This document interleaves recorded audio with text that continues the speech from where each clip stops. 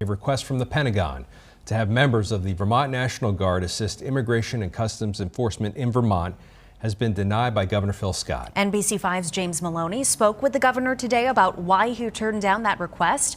He joins us live outside of the National Guard in Colchester. James, what did the governor have to say?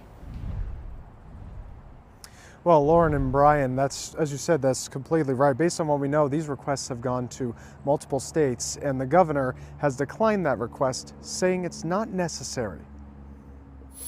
We certainly support the governor's decision. Vermont migrant advocates support Governor Phil Scott's decision to decline a federal request for members of the Vermont Army National Guard to support ICE. Molly Gray, the executive director of the Vermont Afghan Alliance, says state resources shouldn't be involved. Why would they be involved at all?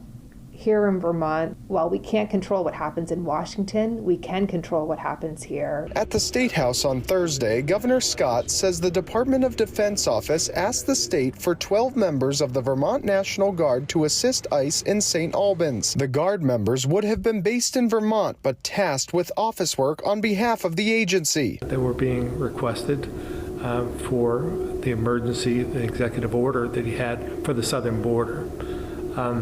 I didn't see the correlation between having 12 deployed into the state for a year of clerical positions. This comes after an announcement made earlier this month by the DoD authorizing National Guard members to support ICE under Title 32 requests rather than Title 10.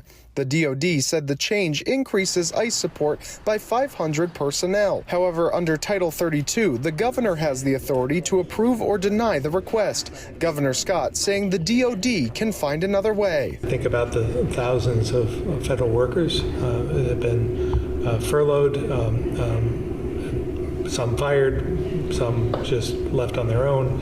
But there's literally tens of thousands of federal employees that would be available for this type of work. So the potential for more cuts to federal dollars from Washington is also top of mind for migrant workers.